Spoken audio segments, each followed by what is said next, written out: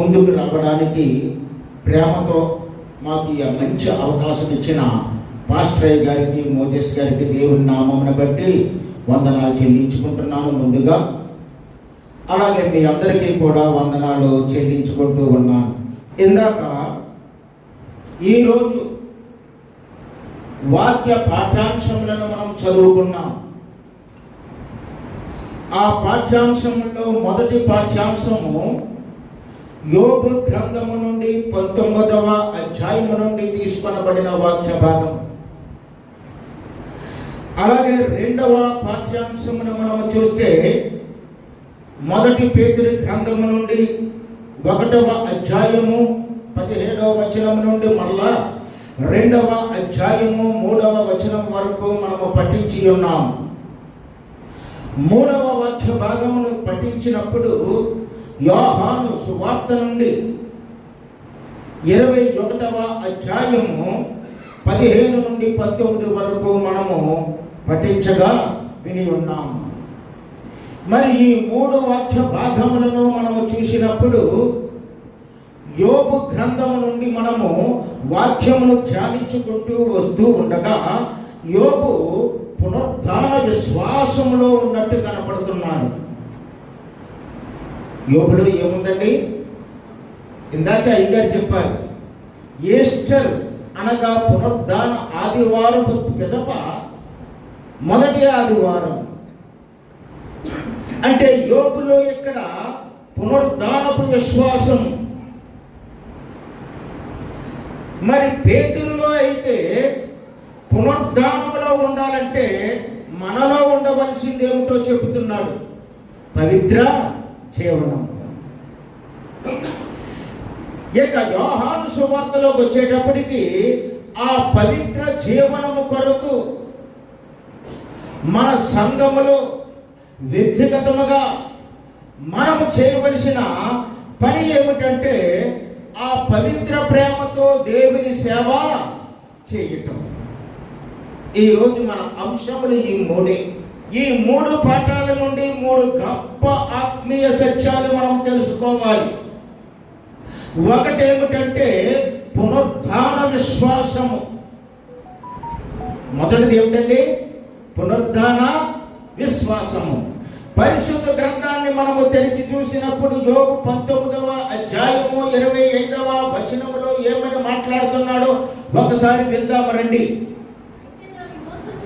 అయితే నా విమోచకుడు సజీవుడనియు తర్వాత ఆయన భూమి మీద నిలిచినని నేనెరుగుదును. చాలమ్మా. యోబుకి ఆ సమయంలో ఇంకా పునరుద్ధానం అనే తాటే లేదు. ఆ సమయంలోనే యోబు ఒక ఆత్మీయ దర్శనాన్ని పొందుతున్నాడు. ఆ ఆత్మీయ దర్శనం ఏమిటంటే యోబు దగ్గరికి ఒక స్నేహితుడు వచ్చాడు, బెల్దదు. వచ్చి ఆ బెల్దదు అంటున్నాడు, యోబు యొక్క వ్యక్తిగత ఆత్మీయ జీవితాన్ని చూపిస్తూ, నువ్వేదో తప్పు చేసుంటావు, నువ్వేదో పాపం చేసుంటావు, అందుకే కదా నీకు ఈ రోగం వచ్చింది. పాత నిబంధన కాలంలో రోగము అనేది పాపము చేసిన వాడికి వస్తుంది అనేది ఆనాటి మనుషుల యొక్క ఆలోచన విధానం. దానిని బట్టి యోబు ఆ బెల్దదుకు ప్రత్యుత్తరం ఇస్తున్నాడు. ఏమని ప్రత్యుత్తరం ఇస్తున్నాడంటే, నువ్వు చెప్పినట్టే నేను కృషించిపోయినా, నా శరీరము కుళ్ళిపోయినా, నా శరీరము నశించిపోయినా నాకొక విశ్వాసం ఉంది. అది ఏమిటంటే పునరుద్ధాన విశ్వాసం. నాకొక విశ్వాసం ఉంది, నా విమోచకుడు సజీవుడు. నన్ను విమోచించడానికి ఒక విమోచకుడు ఉన్నాడని నేను ఇప్పుడే విశ్వసిస్తున్నాను. ప్రియమైన సంగమా, మనం అనుకుంటాము ఈ లోకములో ఉన్నవారము మనము ఒకటే అని. కాదు, నీ పక్షమున నీ కొరకు ఒక విమోచకుడు ఉన్నాడు. లోకములో ఉన్నవారు వేరు. ఆయన పిల్లలుగా విశ్వాసులుగా మార్చబడిన మనము వేరు. మన నిశ్చయత, మన విశ్వాసము ఎట్లా ఉండాలంటే పునరుత్థాన విశ్వాసముతో. నా ప్రభువు మరణించి తిరిగి ఎలాగైతే లేచాడో, ఆయన వచ్చినప్పుడు చనిపోయిన నా పితరులు లేస్తారు, అలాగే భూమి మీద నిలిచి ఉన్న మేము కూడా ఆ పునరుద్ధాన ఆ ప్రత్యక్షతను కూడా మేము చూస్తామనేది మనకు ఒక గొప్ప నిరీక్షణతో కూడిన విశ్వాసమై ఉండాలి. యోబు కథ ఉందంట, ఆ రోజుల్లోనే యోబు కథ ఉంది. యోబు ఎంత దీనస్థితిలోకి వెళ్ళిపోయాడో. ఆస్తి పోయింది, పిల్లలు చనిపోయారు, పిల్లలు చనిపోయారు, చివరికి రోగం వచ్చింది. ఆ రోగం చాలా భయంకరమైన రోగం. ఆ రోగాన్ని చూసి వాళ్ళ ఆవిడ కూడా చేదరించుకుంది. వాళ్ళ ఆవిడ కూడా ప్రేమగా చూడలేదు, మమకారం చూపలేదు, జాలి కూడా చూపలేదు, చేదరించుకుంది. అంత మాత్రమే కాదు, స్నేహితులు వచ్చారు, వారైనా సేదరించేవారంటే, ఓదార్చేవారంటే, ఆదరించేవారంటే కానే కాదు. వారు ఏం చేస్తున్నారంటే, నువ్వు ఎక్కడో తప్పు చేశావు, ఏదో పాపం చేశావు, ఆ పాపం నిన్ను వెంటాడింది, నిన్నెప్పుడు కొట్టింది. కాబట్టి ప్రియమైన విశ్వాసులారా, ఎవరు ఏమైనా, ఏది పోయినా, ఏమైనా మనకు ఉన్నవాడు ఒకే ఒక నిరీక్షణ ఏమిటి అంటే, ప్రభువు మన పక్షాన ఉంటాడు అనే నిరీక్షణతో మనము ఉండాలి. ఇప్పుడు యోబు యొక్క నిరీక్షణ ఏముందంటే, నిజమే నేను పాపము చేసిన వాడినే, నాలో మాత్రం పాపం ఉంది, ఆ పాపాన్ని బట్టి నాకు మరణమే వస్తుంది. వాక్యము చెబుతుంది కదా రోమీయులకు రాసిన పత్రికలో, పాపం వలన వచ్చి జీతము మరణం అంటుంది. అదే రీతిగా కీర్తనకారుడు అంటున్నాడు 51:3 అంటున్నాడు, నేను పాపములోనే పుట్టిన వాడిని.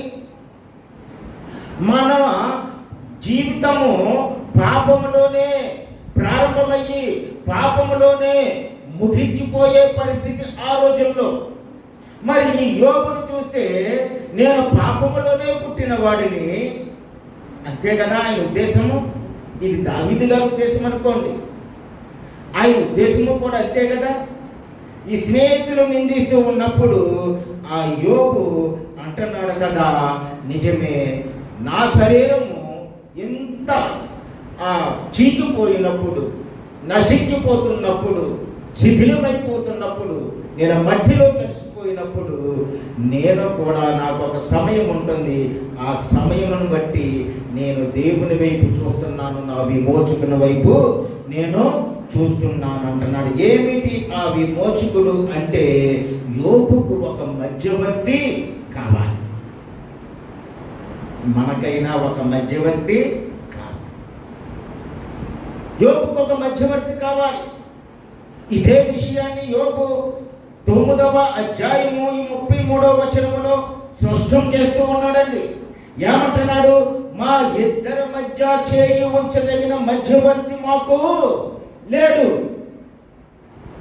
9వ అధ్యాయములో లేడు అనే నిర్ణయంలో ఉన్న ఈ యోబు మరి ఈ 19వ అధ్యాయం 10 అధ్యాయాలు నడిచేటప్పటికి ఆ బాధలో, ఆ కృంగిదలలో ఆయనకు వచ్చిన దర్శనం ఏమిటంటే, నీకొక విమోచకుడు ఉన్నాడు. ఇక్కడ చెప్తున్న మాట ఏమిటంటే, ఇద్దరి మధ్య చేయి ఉంచదగిన మధ్యవర్తి లేడు. ఎవరు ఆ ఇద్దరు అంటే, ఒకడు పాపి అయిన మానవుడు, ఒకరు పరిశుద్ధుడైన దేవుడు. పరిశుద్ధుడైన దేవుడు, ఆయన పరిశుద్ధత ముందుకి పాపి నిలువలేడు, చూడలేడు, చేరలేడు. ఇది మానవుడి స్థితి. ఆయన పరిశుద్ధుడు, మానవుడు పాపి. ఈ పాపి అయిన మానవుడికి పరిశుద్ధుడైన దేవుడికి ఎంతో గ్యాప్ ఉంది, చాలా గ్యాప్ ఉంది. ఈ గ్యాప్లో మరి దేవుణ్ణి తెలుసుకోలేక, దేవుణ్ణి చేరలేక, దేవుడి ప్రేమను అనుభవించలేక ఆ మానవుడు పుట్టినవాడు పాపంలోనే పుట్టి ఆ పాపంలోనే చనిపోతూ ఉన్న ఆ టైంలో యోబు ఒకరి కోసం ఎదుగుతున్నాడు. ఆ ఎదుగుతున్న ఆ ఒకరు ఏమిటంటే, నాకొక మధ్యవర్తి దొరకాలి, నాకొక మధ్యవర్తి కావాలి. ప్రియమైన విశ్వాసులారా, మనకి కూడా ఒక మధ్యవర్తి కావాలి. ఎవరు ఆ మధ్యవర్తి? పాపినైన మనల్ని పరిశుద్ధుడైన దేవుడి దగ్గరికి తీసుకెళ్ళగలిగే మధ్యవర్తి కావాలి. ఆ మధ్యవర్తి ఎవరంటే, తిమోతి గ్రంథంలో పౌలు మనందరి కోసం చెప్పిన మధ్యవర్తి.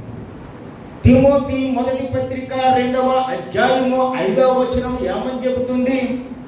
దేవుడొక్కడే, దేవునికి నరుడకును మధ్యవర్తి ఒక్కడే, ఆయనే క్రీస్తు యేసు అను నరుడు. చూసారా? ఈ యోబు 9వ అధ్యాయములో నాకు ఒక మధ్యవర్తి కావాలనుకున్నాడు. 19వ అధ్యాయములకు వచ్చేటప్పటికి నాకు విమోచకుడు ఉన్నాడు అంటున్నాడు. నాకు విమోచకుడు ఉన్నాడు. ఎవరు ఆ విమోచకుడు అంటే, పునరుద్ధానుడైన మన యేసయ్యే. దేవునికి స్తోత్రం కలుగునుగా. పునరుద్ధానుడైన యేసయ్య మన విమోచకుడు. ఆయన దేవుడై ఉండి మానవుల పాపాన్ని శిలువ మీద మోసి మరణించి తిరిగి సజీవుడై లేశాడు. అందుకే యోబు చెప్పిన మాటలో నా విమోచకుడు మృతమైన వాడు అంటలేదు, సజీవుడు. నా విమోచకుడు ఎవరండి?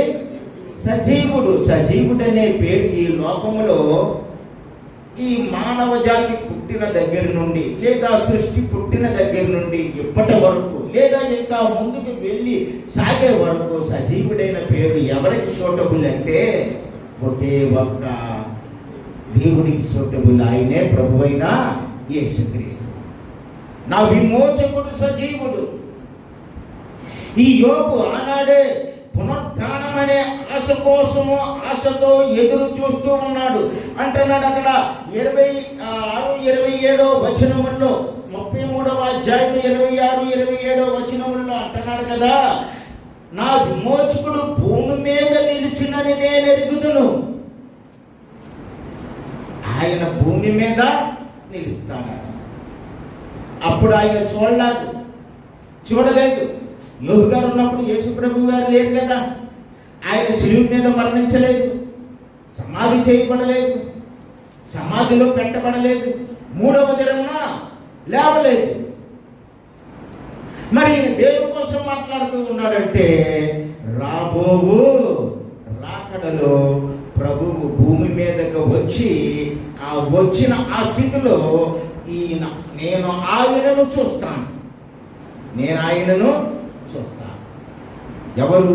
యేసయ్యను నేను చూస్తాను. నేను చనిపోయిన వాడిని కాదు, నాకు విమోచన ఉంది.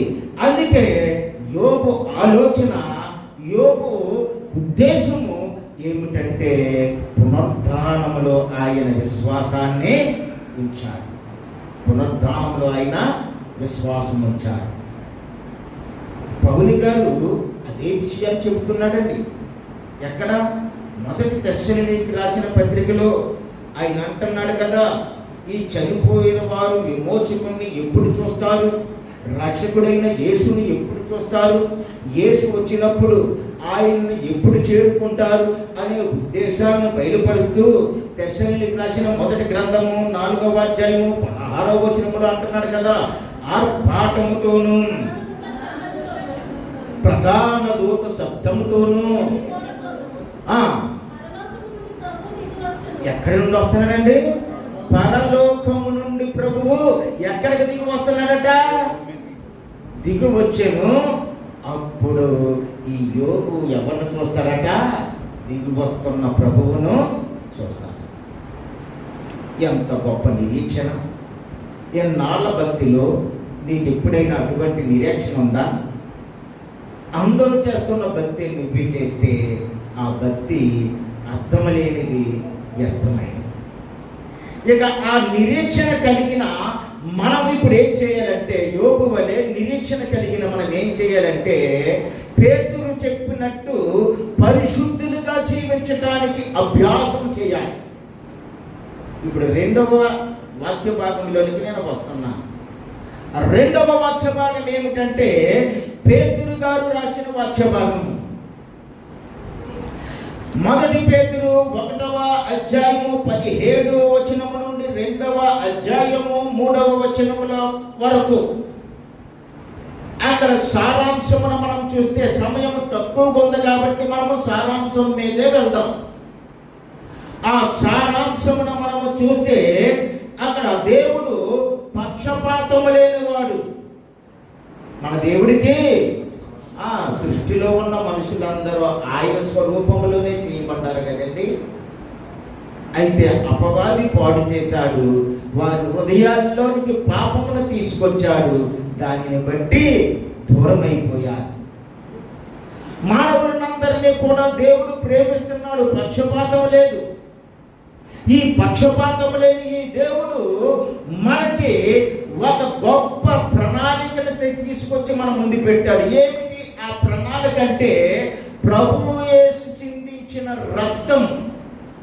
ఆ రక్తము ద్వారా మనము కడగబడి మన పాపము నుండి విమోచించబడిన మనము దేవుని సన్నిధికి రావడం, దేవుని సన్నిధికి మనము రాగలగడం. ఇక్కడ చూస్తే 19వ వచనంలో అదే విషయం చెప్తున్నాడు. ఏమని? అమూల్యమైన రక్తము. ఆ రక్తానికి ఇంకా ప్రపంచంలో ఏ వ్యాపారి వెలగట్టలేడట.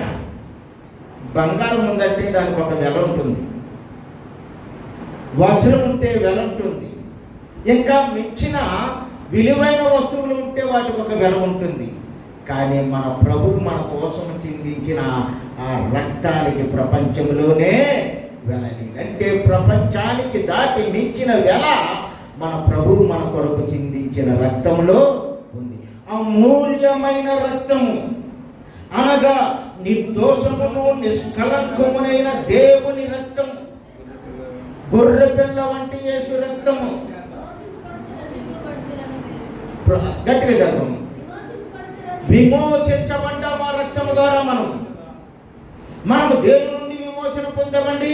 పాపము నుండి, లోకము నుండి, దైవికమైన శాపము నుండి విమోచన పొందాం. మరి విమోచన పొందిన మనము ఏం చేయాలో అక్కడ చెప్తున్నాడు. ఇదే అధ్యాయంలో చెప్తున్నాడు, దేవుని వాక్యం మూలముగా మనము పుట్టిన వారును గనుక, ఒకటి రక్తము ద్వారా విమోచించబడ్డాము, దేవుని వాక్యము వలన మనం పుట్టిన వారమై ఉన్నాము. ఇంకా మనము చూస్తే ఈ వాక్యము మూలంగా పుట్టిన మనము నిరంతరము రూపాంతరము చెంది ఏం అలవరుచుకోవాలి? సహోదర ప్రేమను అలవరుచుకోవాలి. ఏం కావాలి మనకి? సహోదర ప్రేమ. ఇదే ఉండదండి క్రైస్తవుల్లో. సహోదర ప్రేమ ఉండదు. ఈ సహోదర ప్రేమ దేవుడు కావాలంటున్నాడు. ఆ సహోదర ప్రేమ కలిగిన మనము ఆ ప్రభువును రుచి చూచిన కొలది, ఆ ప్రభువును రుచి చూచిన కొలది ఆయన రుచిని అనుభవించాము. కాబట్టి అనుభవించిన మనం ఏం చేయాలంటే సమస్త దుష్టత్వాన్ని వదిలిపెట్టాలి. సమస్త దుష్టత్వం సమస్త దుష్టత్వము అని అక్కడ సమస్తము అని ఎక్కడ పెట్టాడంటే చాలా రకాల చెడులు ఉన్నాయన్నమాట. చాలా రకాల దుష్టత్వాలు ఉన్నాయి. అన్నిటినీ వదిలిపెట్టాలి. అవి మన జీవితాన్ని నాశనం చేస్తాయి, మన కుటుంబాన్ని పాడు చేస్తాయి, మన సంఘమును నాశనం చేస్తాయి. ఆ దుష్టత్వాలు సహోదరులమైన మనలో, అలాగే పునరుద్ధాన జీవము పొందిన మనలో ఎంత మాత్రము ఉండకూడదు. అంతేకాదు సమస్తమైన కపటము కూడా ఉండకూడదు.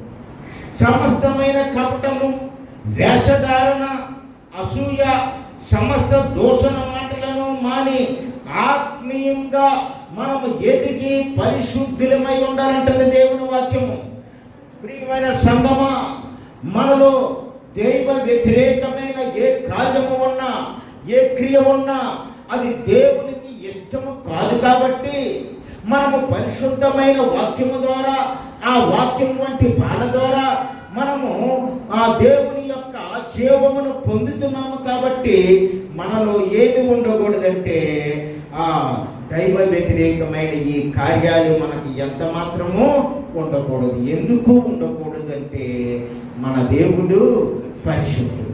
అంటే సమస్తమైన దుష్టత్వము ఎక్కడ ఉంటుందంటే మన ఆలోచన సరళిలో ఉంటుంది, మనం అనుకున్న విధానంలో ఉంటుంది, మనము ఉంటున్న వాతావరణంలో ఉంటుంది.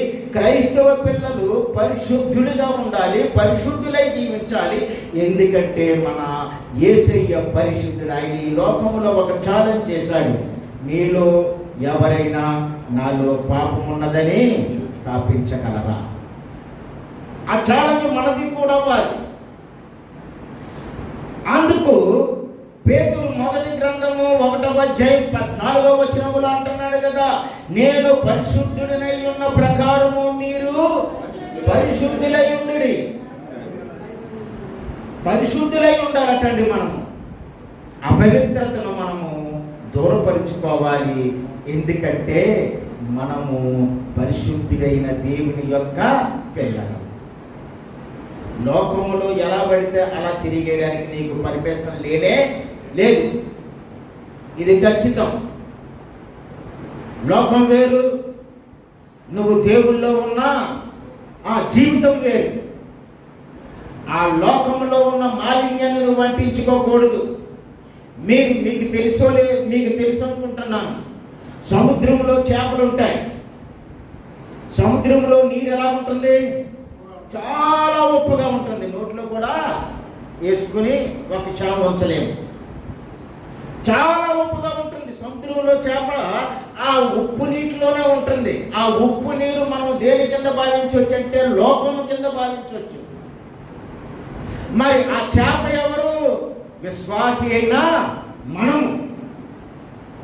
మరి ఆ చేప జీవితకాలము ఆ జాలరి వారికి దొరికే వరకు సముద్రంలోనే ఉంది. సముద్రంలో ఉన్న ఆ చేప ఆ సముద్రంలో ఉన్న ఉప్పును తనలోనికి తెచ్చుకోలేదు. ఆ ఉప్పుని తన శరీరంలోకి తెచ్చుకోలేదు. నువ్వు ఎప్పుడైనా సముద్రం చేపను వండికి తింటున్నప్పుడు అది ఉప్పగా ఉందా? లేదే, మామూలుగానే. మనము కూడా మన జీవితాన్ని అలా కాపాడుకోవాలి, భద్రపరచుకోవాలి. హెబ్రీయులకు రాసిన పత్రిక 12వ అధ్యాయము 12వ వచనం 14వ వచనం అంటుంది, మనము ప్రభువుని చేరాలంటే ఒకే ఒకటి విశ్వాసం ఉండాలి. విశ్వాసంతో పాటు పరిశుద్ధమైన జీవితము కూడా ఉండాలి. ప్రభు కృప ఉండాలి. ఆ కృపతో పాటు పరిశుద్ధ జీవితము కూడా ఉండాలి. ఏమంటున్నాడు అక్కడ? పరిశుద్ధత లేకుండా ఎవడును ప్రభువును. మరి పరిశుద్ధత లేకుండా ప్రభువు దగ్గరికి మనం ఎలా వెళ్తాం? ఏదోలోకి వెళ్ళిపోదాంలే. అక్కడ ఆకలిని మురికి బట్టలు వేసుకున్న వాళ్ళని కూడా ఎంట్రన్స్ ఉందట పరలోక రాజ్యాన్ని అంటే అది ఒక బ్రతికేనా? దేవుడు అంటున్నాడు, పరిశుద్ధులై ఉన్న ప్రకారము మీరు కూడా పరిశుద్ధులై ఉండండి. ఈ పేతురు మీరు పునరుద్ధానంలోనికి రావాలంటే, అంటే పునరుద్ధానుడైన యేసును చూడాలంటే మీకు ఎటువంటి జీవితం జీవించాలంటే పరిశుద్ధమైన జీవితము జీవించాలి. ఆ పరిశుద్ధమైన జీవితంలో నువ్వు ప్రభువు కొరకు పనిచేసేదే ఆఖరు భాగం. అదేమిటంటే ప్రేమ గల సేవ. ఎవరి కొరకు? మన యేసయ్య కొరకు. యోహాను సువార్త 21వ అధ్యాయము 15 నుండి 19 వచనాల వరకు మనం చూసుకుంటే పునరుద్ధానుడైన యేసు, అప్పటికే యేసు ప్రభు తిరిగి పునరుద్ధానుడయ్యారు ఆదివారం నాడు. కొంచెం టైం దొరికింది ఎవరికి? శిష్య సమూహానికి, శిష్యులకి టైం దొరికితే యేసు ప్రభు చనిపోయారా, చనిపోయిన తర్వాత ఆయన పరమనకు వెళ్ళిపోతానన్నాడు. వెళ్ళిపోయి ఉంటాడు. ఆయనతో వెళ్ళినప్పుడు మనకి ఏదో ఒకటి గౌరవం దక్కేది. ఎవరో ఒకరు ఇంటికి పిలిచి భోజనం పెట్టేవారు, సువార్త వినేవారు, హ్యాపీగా గడిచిపోయింది. ఇప్పుడు ఆయనే లేనప్పుడు మన మొహం ఎవరు చూస్తాడు? అప్పుడు పేతురు గారు పెద్ద కదా, అవునరా మన మొహం ఎవరు చూస్తాడు? అయితే నేను ఒక పని చేద్దామనుకుంటున్నాను. మన పాత వృత్తి ఉంది కదా, ముందు చేసిన జీవితం ఉంది కదా, నేను ఆ వల పట్టుకుని చేపలు పట్టడానికి నేను వెళ్ళిపోతున్నాను అన్నాడు. మార్గదర్శకంగా ఉండవలసినాడే రూట్ వేసేస్తే, ప్రభువు ఎంచుకున్నవాడే రూట్ వేసేస్తే ఇంకా పిల్లకాయలు ఏం చేస్తారు? పిల్లకాయలు కూడా మేము వస్తాం అన్నారు. అక్కడ ఎంతమంది శిష్యులు ఉన్నారంటే, ఆ అధ్యాయంలో లేదా ఆ కంటెస్ట్లో ఎంతమంది ఉన్నారంటే 7 ఉంటారండి. 5 పేర్లు మనకు తెలుసు. ఒకరేమిటంటే పేతురు, తోమా, నతనియేలు, యోహాను, యాకోబు, ఇంకా 2 శిష్యులు. మొత్తం ఈ 7 కలిసి ఆ పడవలో వలలు తీసుకొని రాత్రులే వాళ్ళు వేట చేస్తారు. ఎందుకంటే చేపలకి ఆ నైట్ వల తీసిరిన చాట తెలకూడదు. అందుకని రాత్రులు వల పట్టుకొని వెళ్ళారు. తెల్లారులు కష్టపడ్డారు. లేదు, యేసు ప్రభు ప్రత్యక్షమయ్యాడు. ఒడ్డుకొచ్చేసరికి తెల్లారిపోయింది. ప్రత్యక్షమయ్యాడు. ఆయన అంటున్నాడు, మీ దగ్గర ఏమైనా ఉందా? అదంతా మనకి తెలిసిన కథే. తెలిసిన తర్వాత వారికి కొంచెం రొట్టెను చేపను దేవుడిచ్చాడు. ఇచ్చిన తర్వాత యోహాను సువార్త, యోహాను కుమారుడైన సీమోను, వీరికంటే నీవు నన్ను ఎక్కువగా ప్రేమించుతున్నావా? ఇక్కడ చూడండి, ఈ ఎక్కువగా ప్రేమించుతున్నావనే మాట ఈ పేతురును ఎన్నిసార్లు అడిగాడండి? 3 సార్లు అడిగాడు. మనం ఏదైనా ఒక తప్పును లేదా ఒక మిస్టేక్ని మనలో దేవుడు కనుగొన్నాడంటే, నువ్వు ఎన్నిసార్లు మిస్టేక్ చేశావో అన్నిసార్లు మళ్ళా దేవుడు నిన్ను తిరిగి ప్రశ్నిస్తాడు. పేతురు అన్నాడు, ఎవరైనా నిన్ను విడిచిపోవచ్చు కానీ నేను నిన్ను విడిచిపోను. ప్రభు అంటున్నాడు, కోడి కూయికి ముందే నేను తెలియదని నువ్వు ముమ్మారు 3 సార్లు అన్న. 3 సార్లు కోడుకొచ్చింది, 3 సార్లు అబద్ధమాడాడు, 3 సార్లు తప్పిపోయాడు. మరి 3 సార్లు కూడా ఇక్కడ దేవుడు ఏం చేస్తున్నాడు? సరి చేస్తున్నాడు. ఏమని సరి చేస్తున్నాడంటే 15వ వచనంలో, వీరికంటే నీవు నన్ను ఎక్కువగా ప్రేమించుతున్నావా? అవును ప్రభువా, నేను ప్రేమిస్తున్నాను. అయితే నా గొర్రెలను మేపు. దేనితో మేపాలా? వాక్యముతో. దేనితో మేపాలా? వాక్యంతో. బ్రెడ్ తెచ్చి కాదు, ఫుడ్ తెచ్చి కాదు. దేవుని పిల్లలు ఎవరికైనా సువార్త చేయడానికి వెళ్తున్నప్పుడు వాక్యమును పట్టుకుని వెళ్ళాలి. నీలో వాక్యం ఉండాలి. నా గొర్రెలను మేపు. ఇది అగాపే ప్రేమతో కూడిన దేవుని యొక్క ప్రేమపూర్వకమైన పిలుపు. రెండవది చూస్తే 16వ వచనంలో మరలా అడుగుతాడు, నీవు నన్ను ప్రేమించుతున్నావా అని. ప్రేమించుతున్నావా అంటే, ప్రభువా నీకే తెలియదు కదా నేను ఎంత ప్రేమిస్తున్నాను అని చెప్పి అన్నప్పుడు, అయితే నా గొర్రెలను కాయాలి. అయ్యగారు ఇప్పుడు వాక్యంతో మిమ్మల్ని నేర్పుతున్నారు. మరి ఆయన గొర్రెలైన మనల్ని కాయాలి కదా.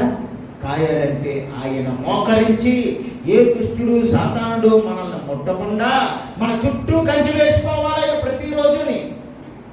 అది కాపర్ల యొక్క, సేవకుల యొక్క కాపుదల, దేవుడిచ్చిన అభిషేకపు కాపుదల వారికి. మరి నా గొర్రెలను కాయి, వాక్యము తినిపించాలి, మీకు భద్రత కల్పించాలి. ఎందుకు? సాతానుడు కొంచెం ఉంటాడు, గర్జించు సింహం వలె ఎవరిని మింగిదినా అలాగా మీ ఇంటికి వచ్చి చూస్తూ ఉంటాడు. నువ్వు టీవీ చూస్తూ ఉంటావు, కిటికీలోండి చూస్తాడు, దొరికింది రోయ్ అని చెప్పి నిన్ను వెంబడిస్తాడు. సాతానుడి పడదే. మరి వాడి చేతిలో పడవకుండా సేవకులు ఏం చేస్తారంటే మిమ్మల్ని కాస్తారు. ప్రభువా నా బిడ్డను కాయవా అని చెప్పి దేవుడికి విజ్ఞాపన చేస్తారు. మరి మూడవది 17వ వచనంలోకి వచ్చేటప్పటికి, నీవు నన్ను ప్రేమించుచున్నావా అంటే, ఇది ఆ బైబిల్ పండితులు ఏమన్నారంటే, అది ఈ ప్రేమను ఏమన్నారంటే ఫిలియో, ఇందాక అగాపే.